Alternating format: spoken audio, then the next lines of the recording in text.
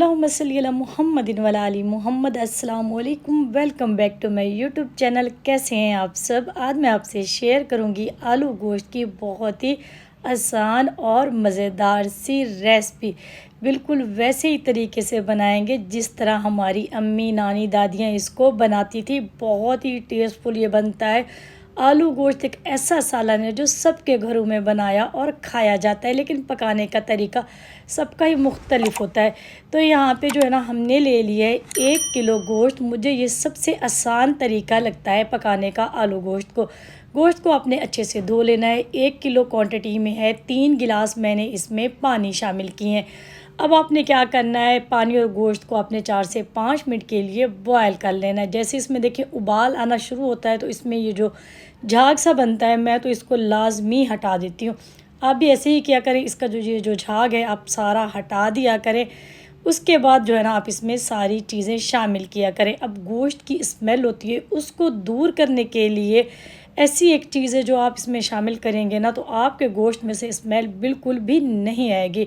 2 बड़ी इलायचियाँ आप इनके मुंह खोल के शामिल कर दिया करें जब भी गोश्त बनाएं।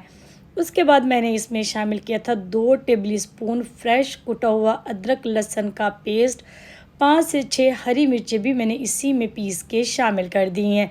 3 दरमियाने साइज़ के टमाटर भी आप इसमें काट के शामिल कर दें। चाहें तो छिलका उतार दें, नहीं तो छोटे छोटे काट के आप इसमें शामिल कर दें।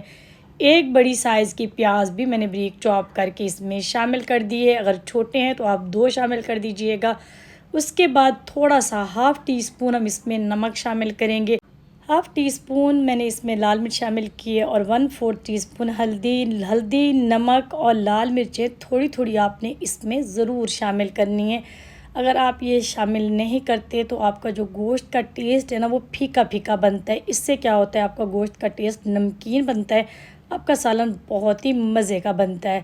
अभी यहाँ पे हमने 3 गिलास इसमें पानी शामिल किए हैं क्योंकि ये जो गोश्त है ना मुझे पता है अच्छी क्वालिटी का है, जहाँ से हम लेते हैं फ़ौरन से गल जाता है, बछड़े का गोश्त होता है। अब आपने अपने गोश्त के हिसाब से इसमें पानी शामिल करना है। 3 से 4 मिनट के लिए इसको पकने दें। देखिए जैसे ही इसमें अच्छा सा बॉयल है तो आपने क्या करना है, इसको ढक्कन लगा देना है 35 से 40 मिनट के लिए।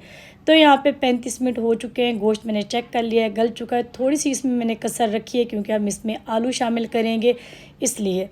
तो यहाँ पे देखिए इसी गोश्त में से मैंने 1 प्याली यखनी निकाल ली थी क्योंकि गोश्त गल चुका था, इसलिए हम इसमें वो शामिल करेंगे बाद में।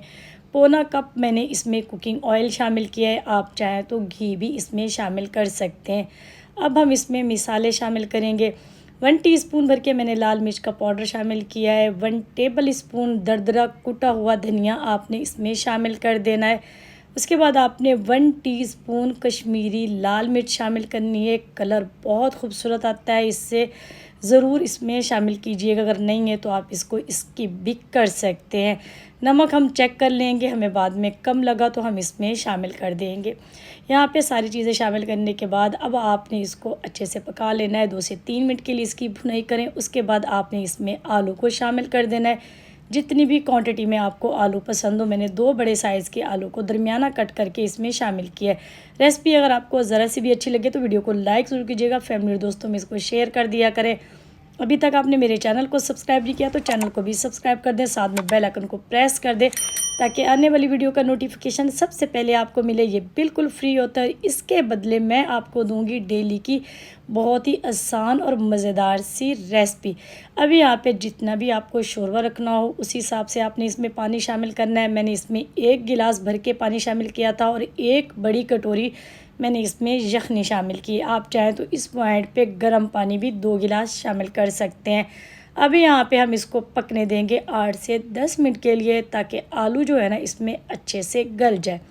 चेक कर लीजिएगा बीच में से। बस अब जो है ना गोश्त तो गल चुका है, आलू को आपने बहुत ही अच्छे से गला लेना है। तो यहाँ पे मैंने कोई भी बाहर का इसमें मिसाला शामिल नहीं किया, बहुत ही सादे तरीके से बनाया है इसको। साथ में मैंने इसके जो है ना चावल बना लिए थे सादे ज़ीरे वाले क्योंकि मुझे उसी के साथ सर्व करना था। अगर आपको रोटी के साथ इसको सर्व करना है तो फिर आपने शोरबा इसका कम रखना है। बहुत सारा कटा हुआ आपने सब्ज़ धनिया इसमें शामिल कर देना है। 4 से 5 हरी मिर्चें शामिल कर देनी है। उसके बाद 1 टीस्पून होममेड गरम मसाला खुशबूदार हम इसमें शामिल कर देंगे।